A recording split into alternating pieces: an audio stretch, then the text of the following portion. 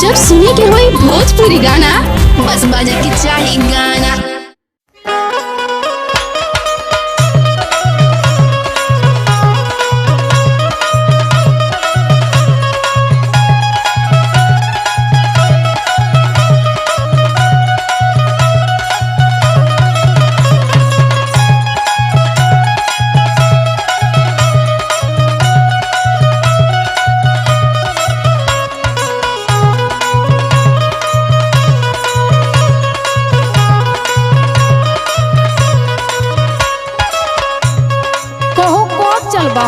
अरे कहाँ चले के है?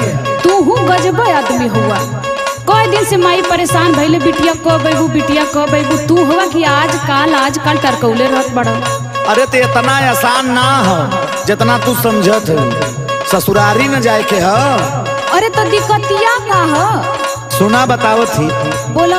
पैसा कौड़ी एक नहीं बा कैसे खाई पड़ता।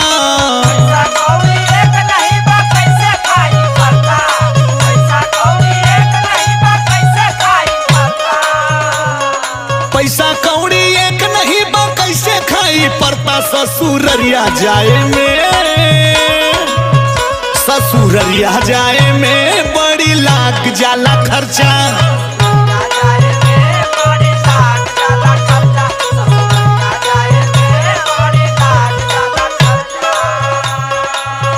कहो तू हो ना हुआ हर 8वें दिने तोहर मोटरसाइकिल उठले रहत रहल। अब 10 खेवा चिल्ला लेकिन तोके कोनो फर्क न पड़ला। पता नहीं काहे। अरे भाई होला कभी कदार पैसा कौड़ी के दिक्कत हो जले समझल करा। पैसा का ना तोहर दिक्कत हम खूब समझतानी। हमरा कहले ना जाला जबले रहली साली। अरे तू का सोच गई यार? हम खूब जानतानी। हमरा कहले ना जाला जबले रहली साली। राजा जात रहला ससुररिया हाले हाले।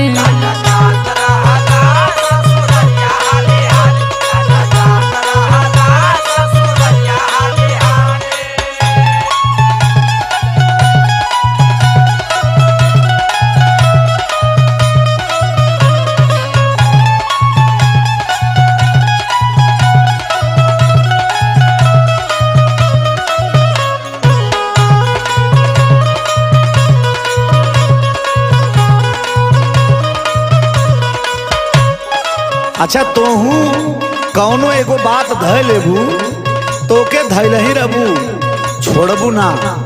कौन इतना इमरजेंसी आ गयल बतावा। अब के कह तो के सुना के तू तो उल्टा सुनाव लगला। पहले बतिया सुना। फोनवा से रोज बतियाव तेनू बाड़ू।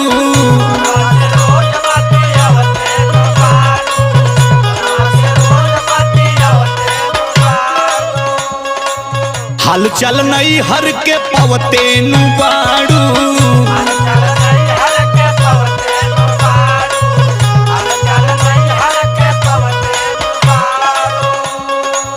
फोनवा से रोज बतियावते नु बाड़ू।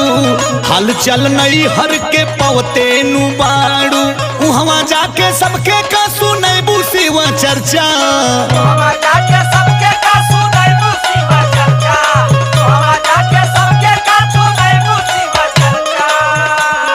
वहाँ जाके सबके का सुनै बुसीवा चर्चा। ससुररिया जाए में बड़ी लाग जाला खर्चा।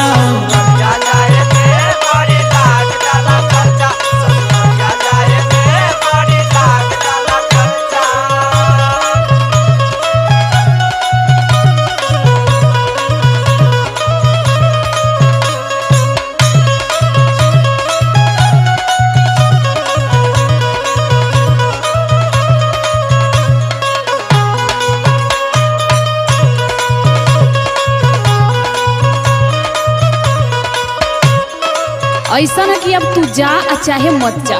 कल सवेरे हम तो जाई। अरे तू इतना जिदिया गईलू काहे ना हो?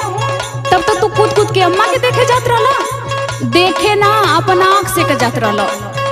चुप रह। तोहरा के बढ़िया से जान गईनी लुखहू। यह कुछ फालतू बोलली तो ठीक ना लगे।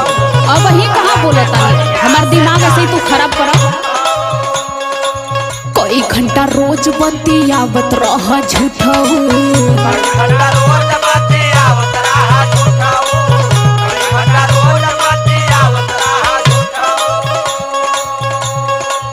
तोहरा के बढ़िया से जान गईली लुखहू। कई घंटा रोज बतियावत रह झूठहू। जेडी मधुर कविता के ना बुझा भोली भाली।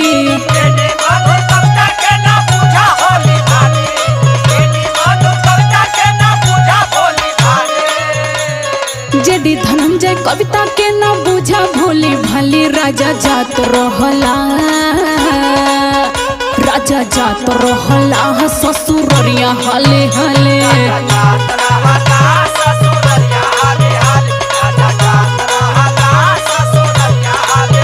ससुररिया जाए में बड़ी लाग जाला खर्चा। राजा जात रहला ससुररिया हाले हाले। ससुररिया जाए में बड़ी लाग जाला खर्चा। राजा जात रहला ससुररिया हाले।